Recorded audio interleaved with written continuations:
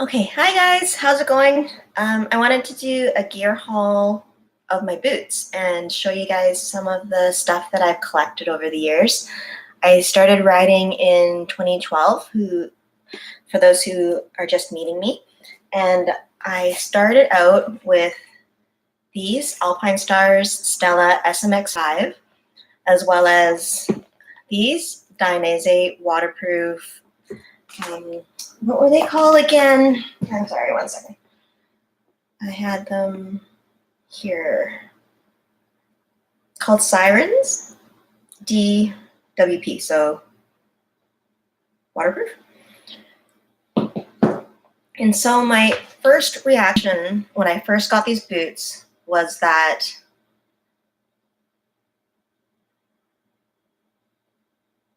the Sirens were more comfortable to start off with because they're softer and leather compared to these with the plastic.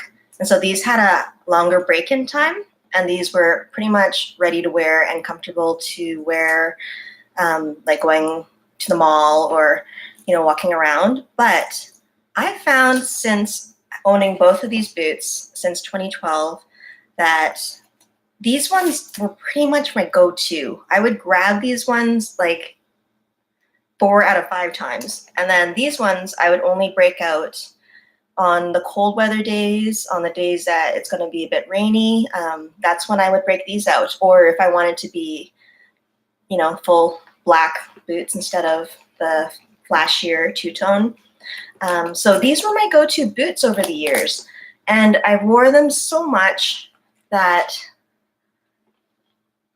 they pretty much have worn through the leather on the toe here. They really don't owe me anything now. These were such a good purchase. And the reason why I use these as my go-to boots is that they ended up being super comfortable, and they had better airflow. Probably because they weren't the waterproof, right? Where the black ones, the Dainese ones, are waterproof. They won't have as good airflow, and rightfully so. So these ones had higher airflow, and they were comfortable, and I really loved them. So much so that I got a second pair. So I felt like these were kind of end of life. I had the opportunity to get a second pair. Some girl locally was selling hers because she got out of riding and she had the same size. And so I bought like a pretty much brand new pair for only 120 bucks maybe, or Canadian. So normally I think they're like 250 bucks. So they're, I don't know, I just wanted to show you. And I love them so much that I wanted the exact same thing. I still wear these, and they're my, when the weather's for Celsius, when it's like 5 degrees, 10 degrees, it's a chilly day, or you're not quite sure what it's going to be like weather-wise, I'll definitely grab these ones. So, it's nice to have options. Also, I have a pair of these. The brand is Exustar, Exustar. It's probably reversed for you guys, but I think they're okay. I ended up with these. They were from an event that was local, and they were a silent auction item. So the company it's a local gear and supply shop. They were selling, well, no, they weren't selling them, sorry. They had them as a silent auction donation. So any money that was going to be raised from them was going to charity, I believe. And I remember another local girl, Tina, she and I both have the same size feet. And we were both bidding on this pair of boots. And we could see each other's names on the silent auction list, right? And so I kind of talked to her, and we were like, well, we shouldn't keep raising the price of this item between the two of us. And so I let her have them, or, buy them. But they turned out to be a bit small and tight fitting for her. So I just bought them from her in the end anyway. And sometimes I think to myself, you know, I've only worn these like twice. They're not, compare them to the Dainese boots. They're not, as they do look different, right? And here you've got more of a standard sport tour, you know, like a style that kind of, it's not really a classic look. It's more of a sport. But this one's more of a little slightly more can fit in with the vintage or cruiser style. So that's the reason why I bought these, is when I would ride the Thruxton, maybe these would look cool, but I don't really grab them ever. Don't know why. They just, I tried them on just before this video to see and ask myself, like, do I want to keep these or do I want to list them, you know, locally for sale on the used market, gently used pair of boots. And they still, they do fit me. I think I'm not as confident or like excited about them because they don't have as much support in the higher part of this boot and they're softer here. I think that's what I don't quite like compared to the other one. They have a bit of extra thickness on the ankle here. They do have the toe covers. They're okay traction. Like, I guess they just don't feel as boot-like. And if you were to ask me what I think about boots and riding in general, I really do highly recommend people consider buying motorcycle boots and riding and wearing them. I wear boots like 99% of the time when I ride. I'm used to them. They're comfortable. You have great traction on the ground. You have better control of what you're doing. I don't feel comfortable when I wear really crappy footwear for motorcycle riding, like regular sneakers, God forbid Toms or sandals, those kind of things. If you were to wear footwear that's like that, you don't have any protection on your feet. And, you know, I know a lot of people, you know, I've gone out before like that, and it is more comfortable when you like go to work or school or whatever you're doing that day. If you have the regular footwear, but if anything were to happen to you on the bike, your foot and your feet and your hands are some of the first things to go down. So I'm always going to wear gloves, and I'm always going to do my best to wear good footwear. You know, I've played around at, we have something called, well, it used to be Race City here in Calgary, and they had the go-kart track, and we got to ride with the club AMRA, Alberta Mini Road Racing Association. When I first started riding, I got to go out there with my friends, and I got to try, you know, a little PW50 and then, you know, a bigger size dirt bike just to get used to riding and steering in general. And I did fall over at one of the hairpins. I ended up in the grass. It's pretty funny thinking back to it. But, you know, if you fall on your bike and you have the proper footwear, get back up and you're okay. But if you don't have anything supporting your ankles and your toes and your shins, man, it's gonna hurt.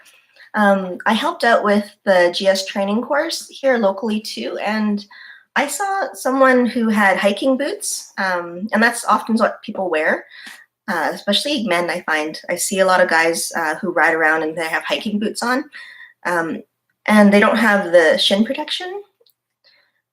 Someone had a peg that hit them in the shin and they got this big goose egg, and I know it would have been prevented if he had proper off-road riding boots. So I don't know, I just love wearing them. I find that especially because I'm short, probably I need the most advantages I can get with when I put my foot down, and you know, the better traction that you have with gravel and the road and whatever's happening on the ground.